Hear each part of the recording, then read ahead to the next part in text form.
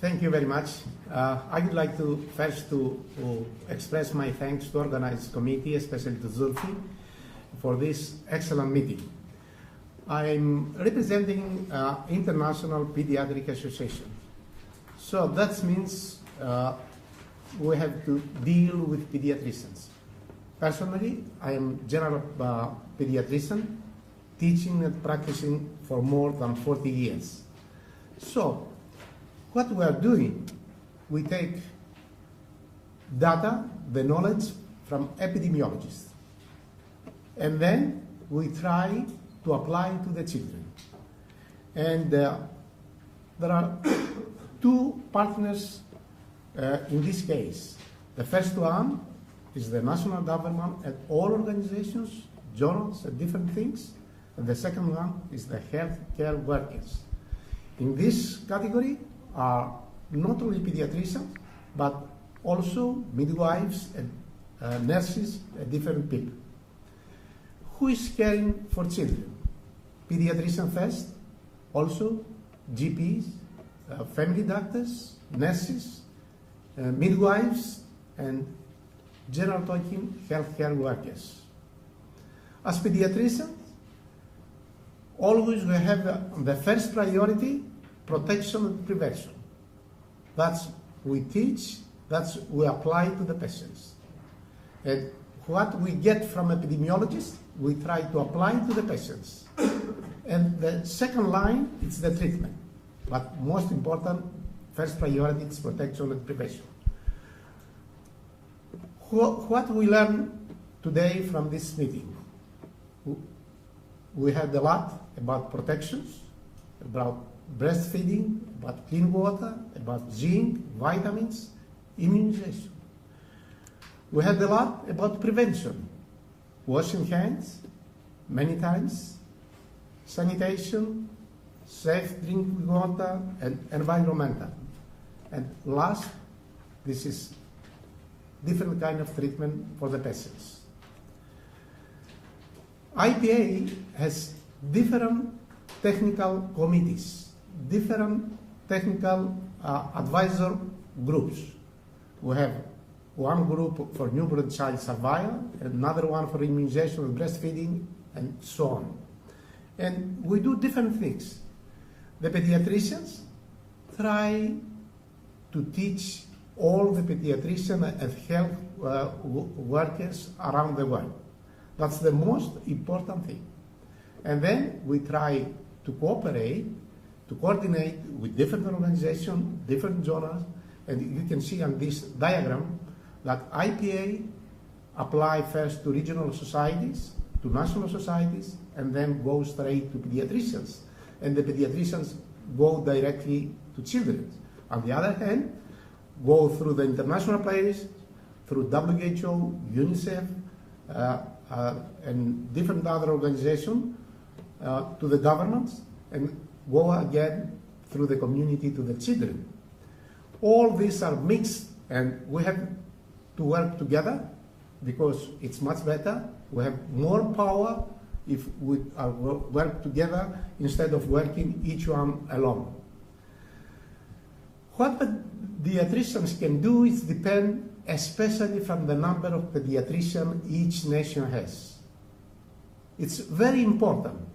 And these pediatricians are the first one who are going to move to different health workers. I have some numbers here. You can see the pediatric workforce around the world. The regular number is one pediatrician per 1,000 children. But if you take a look here, you can see in Nigeria it's 1 per 63,000. In Malaya, it's just one pediatrician for the whole country. So that means the prevention and protection has a huge problem. The activities, the health workers in Europe, especially in immunization, I'm going to show in the next slide some activities we have in Europe and different countries.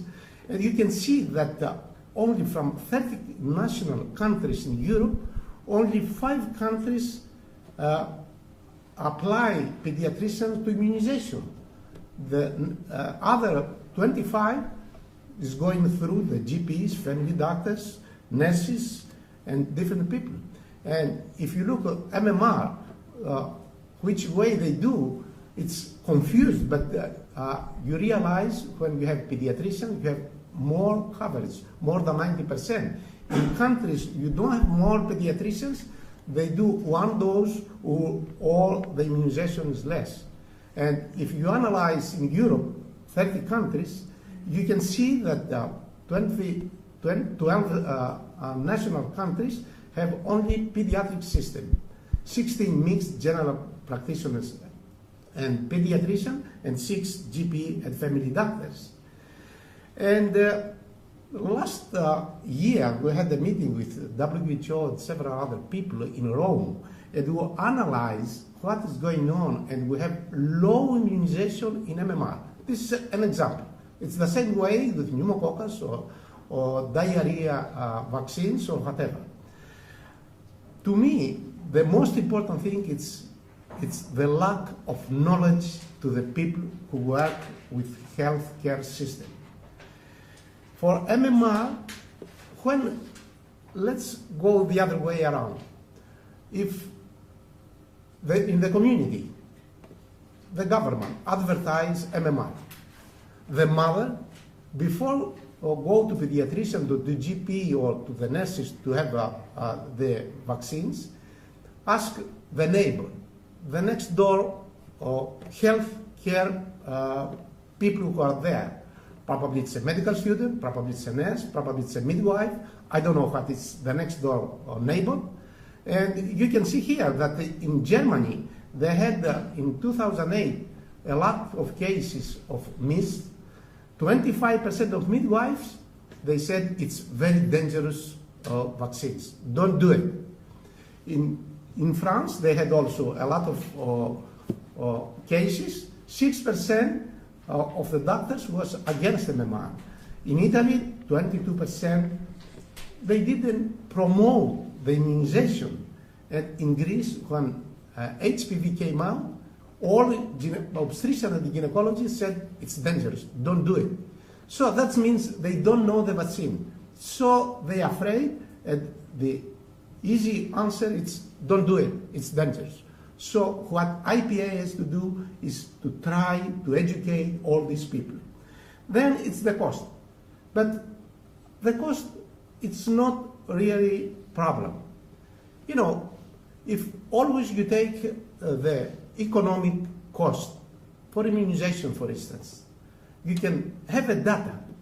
In my country, it's a small country, in Greece, we have very good schedule for immunization, not only for children and adolescents, but also for old people. And we estimate, if you immunize all these people, you spend 80 million euros per year. But in case you have some cases of pneumococcus pneumonia with old people or children, and you put in intensive care, you spend a lot of more money instead of giving the vaccines. And in each country, the Minister of Health, the National Minister of Health, has an advisor committee. They have several pediatricians, and they always advise them and say, okay, it's good, the pneumococcus vaccine, meningococcus vaccine, can we promote or to apply to the people? And the advisor committee always talk with the Minister of Health. In my case, in my country, I talked to the Minister of Health, and I tried to explain to him that if we spend 80 million euros per year to immunize everybody, it's exactly the same amount, 80 millions, to give for one drug to use for lower cholesterol to prevent atherosclerosis. Exactly the same amount. 80 million for immunization of the old people, 80 million just for one drug for cholesterol. So that makes sense. And then the minister says, okay, you are right, because you save lives, you have young people, you know, go on and who apply. And in my country, all the vaccines are free. They don't pay anything. Then it's the Unimmunized lobby, you know very well. And last, it's the media. For me, the media is the last one, because it depends. If the healthcare workers are very well known the topic, if they have the knowledge for epidemiology of the disease, they take from you, and then they know the vaccines, they give the real information to the media. In my country, always the media comes to me, and I say, well, you have to wait until to realize, if one case one kid after immunization, it's from the vaccine, or if it's a different thing. So in this case, then they stop, they don't write anything, you don't have the media against the community. The activities of IPA, what we are doing, we are trying to run a congress every 3 years. We have in 2007 in Athens, next August we'll have it in Melbourne, and forthcoming in Vancouver in 2006. We are trying to do continuous medical education with different workshops.